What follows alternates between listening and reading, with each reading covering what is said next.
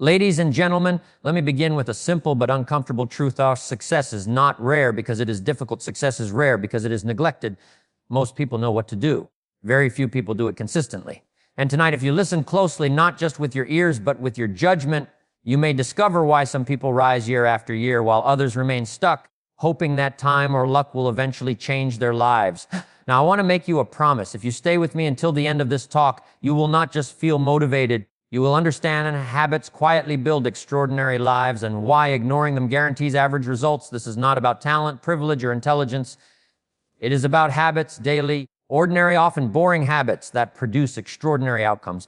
Here's the first habit of the ultra-successful. They take absolute responsibility for their lives. They do not blame the economy, their parents, their past, or their circumstances. They understand a powerful principle. You cannot change what you will not own. The moment you accept full responsibility, you gain full control. Until then, life is happening to you instead of responding to you. Second, the ultra-successful master daily discipline, not occasional motivation. Motivation is like a visitor. It comes and goes. Discipline is a resident. It stays. Successful people do not wait to feel inspired to do what is necessary. They do what is necessary until inspiration shows up. They understand that small disciplines practiced every day lead to massive results over time, while small errors in judgment repeated daily create quiet disasters. Third, they think long-term while others think short-term. Most people ask, what do I get today? The successful ask, what does this lead to in 5 years? They are willing to endure temporary discomfort for permanent advantage. They read when others scroll. They save when others spend. They build skills when others seek entertainment. And over time, the gap becomes impossible to ignore. The fourth habit is this self. They invest in self-education continuously. Formal education may help you make a living, but self-education builds a fortune, financial, emotional, and spiritual. The ultra-successful are readers, listeners, observers, and students of life. They know that if you grow, everything around you grows. If you stagnate, everything else eventually declines. Fifth, they should choose purpose over comfort. Comfort is seductive, but it is also dangerous. It whispers, stay where you are. Purpose demands growth. The successful understand that every new level of life requires a new version of themselves. They do not ask, is this easy? They ask, is this worth becoming more? And that question changes everything. Finally, they control their inner dialogue. They understand that life responds not only to what you do, but to what you believe.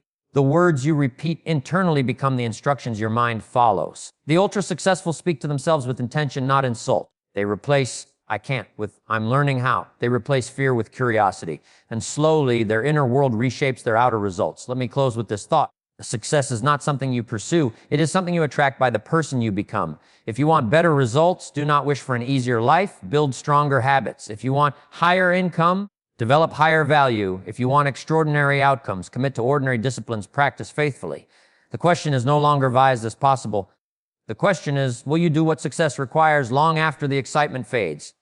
Your habits will answer that question for you. Thank you. The first and most foundational habit of the ultra-successful is this they take absolute responsibility for their lives. Before strategy, before skill, before opportunity, there is ownership. Until a person accepts full responsibility for where they are and where they are going, progress remains slow and inconsistent. Responsibility is not about blame, it is about power. Most people live as if life is happening to them. They explain their results by pointing outward. The economy was bad, the timing was wrong, support was lacking, circumstances were unfair. While these explanations may be understandable, they are also dangerous. The moment blame enters the conversation, control exits. You cannot change what you continue to excuse. The ultra-successful think differently. They understand that responsibility is not a burden, it is a privilege. When you accept responsibility, you claim the right to change the outcome. You move from the role of a victim to the role of a decision maker. Even when circumstances are unjust, they ask a better question. What can I do with what I have right now? That question alone separates progress from stagnation. Taking responsibility does not mean denying reality. It means acknowledging reality without surrendering to it. The ultra-successful do not pretend that life is easy, fair, or predictable. They simply refuse to let external conditions dictate their internal standards. They accept that while they may not control every event, they always control their response, and Oz's response is where character is revealed. Another critical element of responsibility is accountability for daily behavior. Successful people understand that life is not shaped by dramatic moments, but by repeated choices. How you manage your time, your energy, your focus, and your habits determines your future more than any single decision. Responsibility means recognizing that every day is a vote for the kind of person you are becoming.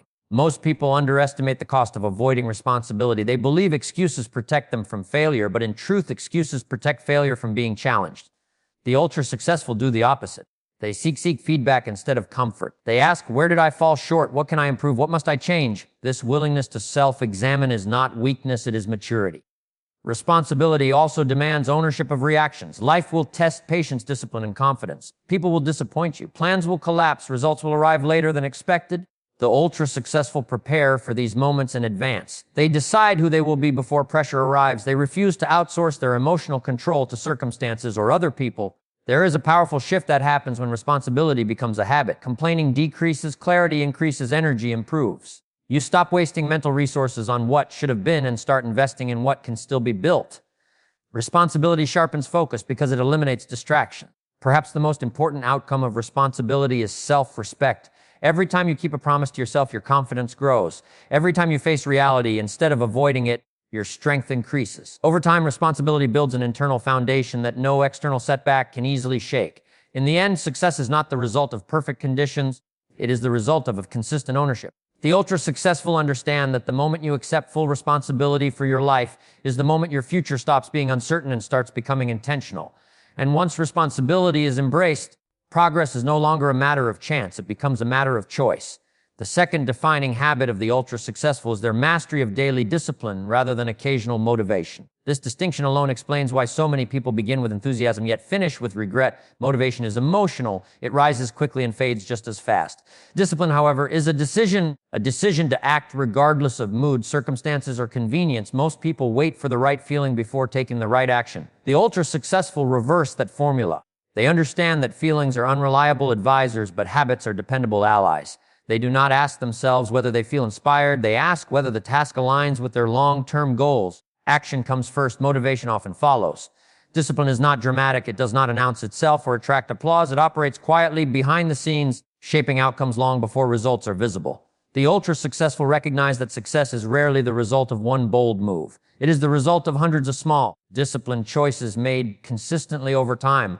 What appears extraordinary on the outside is usually the product of ordinary behavior repeated daily. They also understand the compounding power of discipline. A single act of effort may seem insignificant, but when repeated, it accumulates value. Reading a few pages every day builds knowledge. Practicing a skill regularly builds mastery. Managing time intentionally builds momentum. Discipline compounds in the same way neglect does, slowly at first, then all at once. Another reason discipline matters is that it simplifies life. When standards are clearly defined, decision fatigue disappears. The ultra-successful decide in advance how they will act. There is no internal negotiation, no emotional bargaining, no wasted energy debating with themselves. Their routines protect them from distraction and inconsistency. Discipline becomes less about willpower and more about identity. It is also important to understand that discipline is not punishment, it is self-respect in action. Every disciplined choice is a message to yourself that your future matters. Every time you follow through. Over time, discipline builds trust between who you are today and who you are becoming. The ultra-successful are realistic about discomfort. They do not pretend discipline is easy. They simply understand the alternative. They know that the pain of discipline is temporary, but the pain of regret is permanent. Skipping the work may feel good in the moment, but it quietly steals tomorrow's opportunities. Discipline, though uncomfortable now, pays dividends later. They also recognize the danger of inconsistency. Missing once is human. Missing twice is the beginning of a new habit. This awareness keeps them alert. When they fall off track, they return quickly, not with guilt, but with commitment. Progress is not about perfection. It is about returning to discipline faster each time life interrupts. Ultimately, discipline turns goals into systems and dreams into routines. The ultra-successful do not rely on chance or inspiration. They rely on structure, and structure repeated daily creates freedom. When discipline becomes a lifestyle rather than a struggle, success stops being unpredictable. It becomes inevitable. The third habit of the ultra-successful is their ability to think long-term while others remain trapped in short-term thinking. This habit alone creates a widening gap between those who build meaningful lives and those who live from moment to moment. Short-term thinking asks, what feels good now? Long-term thinking asks, what will this cost or create over time? The difference between these two questions determines the direction of a life. Most people make decisions based on immediate comfort, convenience, or relief. The ultra-successful make decisions based on future consequences. They understand that every choice is a trade, either trading the present for the future or the future for the present. They choose wisely, knowing that today's decisions quietly shape tomorrow's reality. Long-term thinkers are willing to delay gratification. They resist the urge for quick rewards because they understand the value of compounding. Just as money grows with consistent investment, effort grows with consistent application. The ultra-successful are willing to say no today so they can say yes for the rest of their lives. While others seek shortcuts, they build foundations. This mindset affects how they use time. Time is treated as an investment, not an expense. They ask how an activity aligns with their long-term vision. Entertainment is enjoyed intentionally, not excessively. Work is approached strategically, not reactively. They understand that being busy is not the same as being productive. An activity without direction leads nowhere. The ultra-successful also understand that long-term thinking requires patience. Results do not appear immediately, and progress is often invisible in the early stages. This is where many people quit. They mistake lack of visible results for lack of progress. Long-term thinkers trust the process. They know that growth happens underground before it shows above the surface. Another critical aspect of long-term thinking is risk management. The ultra-successful are not reckless, but they are intentional. They are willing to accept short-term discomfort, uncertainty, and learning curves in exchange for long-term security and freedom. They understand that avoiding all risk is itself a risk, one that guarantees stagnation. Long-term thinkers also measure success differently. They are not obsessed with instant validation or public approval. They focus on internal standards, personal growth, and sustainable outcomes. They know that applause fades, trends change, and opinions shift. What lasts is skill, character, and disciplined effort. This perspective influences relationships as well. The ultra-successful choose associations carefully, understanding that influence compounds over time. They invest in relationships that encourage growth, honesty, and accountability. They avoid environments that reward mediocrity or normalize excuses. Long-term thinking applies not only to money and career, but to mindset and character. Perhaps most importantly, long-term thinking creates resilience. When challenges arise, the ultra-successful do not panic. They zoom out. They understand that setbacks are chapters, not conclusions. They ask, how does this fit into the bigger picture? That perspective prevents emotional overreaction and keeps progress intact. In the end, long-term thinking is not about sacrificing happiness. It is about designing it. The ultra-successful understand that the future is not something you wait for. It is something you build decision by decision. And those who consistently choose the long term over the short term eventually discover a powerful truth. Patience, when guided by purpose, always outperforms impulse. The fourth habit of the ultra-successful is their lifelong commitment to continuous self-education. They understand that growth does not end with a diploma, a certificate, or a job title. Formal education may open a door, but self-education determines how far you walk once you are inside. The moment learning stops, progress slows and eventually reverses. Most people treat learning as a phase of life. The ultra-successful treat learning as a way of life. They recognize that the world changes constantly, and those who fail to adapt are left behind, not because they lack ability, but because they stop developing it. Continuous learning keeps them relevant, competitive, and mentally sharp. Self-education is not limited to classrooms or credentials. It includes reading, listening, observing, reflecting, and applying. The ultra-successful are students of human behavior, systems, markets, and themselves. They ask questions others overlook. They seek understanding rather than information. Knowledge alone is not power. Applied knowledge is power. One reason self-education matters is that it expands perspective. When you learn, your thinking improves. When your thinking improves, your decisions improve. And when your decisions improve, your results inevitably follow. The ultra-successful understand that external success always begins with internal development. They also understand that learning protects against complacency. Success, when unmanaged, can create arrogance or stagnation. Continuous learning keeps them humble and curious. It reminds them that mastery is a journey, not a destination. The moment someone believes they know enough is the moment they begin falling behind. Another critical aspect of self-education is intentional exposure to new ideas. The ultra-successful do not confine themselves to familiar viewpoints. They explore different disciplines, perspectives, and experiences. This cross-learning strengthens creativity and problem-solving. Many breakthroughs occur not from deeper knowledge in one area, but from connecting ideas across fields. Self-education also builds confidence. When you invest in learning, you reduce fear. Fear often comes from uncertainty and lack of preparation. Knowledge replaces confusion with clarity. Skill replaces hesitation with action. The more competent you become, the less intimidating challenges appear. Importantly, the ultra-successful do not confuse consumption with growth. They do not merely collect information, they implement it. They test ideas, refine strategies, and adjust behavior. Learning without application is entertainment. Learning with application becomes transformation. They also protect time for learning even when life becomes demanding. While others claim they are too busy, the ultra-successful recognize that learning saves time in the long run by preventing costly mistakes. They schedule learning with the same seriousness as meetings and commitments. Continuous self-education also sharpens values and judgment. It helps individuals distinguish between trends and truths, noise and insight. In a world filled with opinions, those who learn deeply develop discernment. They think independently rather than react emotionally. Ultimately, self-education is an investment with guaranteed returns. It improves income potential, decision quality, emotional intelligence, and adaptability. Unlike material possessions, knowledge cannot be taken away. It compounds, appreciates, and transfers across every area of life. The ultra-successful understand a simple principle: if you want more, you must become more. And becoming more requires learning more, consistently, intentionally, and humbly. The fifth habit of the ultra-successful is their consistent decision to choose purpose over comfort. This is one of the most difficult habits to develop because comfort feels safe, familiar, and reassuring. Purpose, on the other hand, demands effort, growth, and often discomfort. Yet it is this very choice that separates those who merely exist from those who build lives of meaning and impact. Most people structure their lives around avoiding discomfort. They seek ease, convenience, and predictability. While there is nothing wrong with comfort in moderation, making it the primary goal comes at a cost. Comfort, when unchecked, slowly erodes ambition.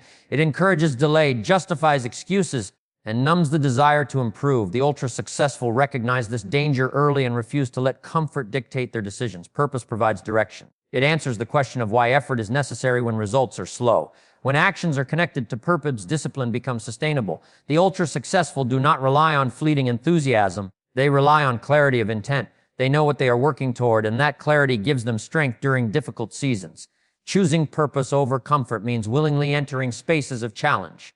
It means attempting things before confidence is complete. Growth requires stretching beyond familiar limits. The ultra-successful understand that comfort zones are not places of progress.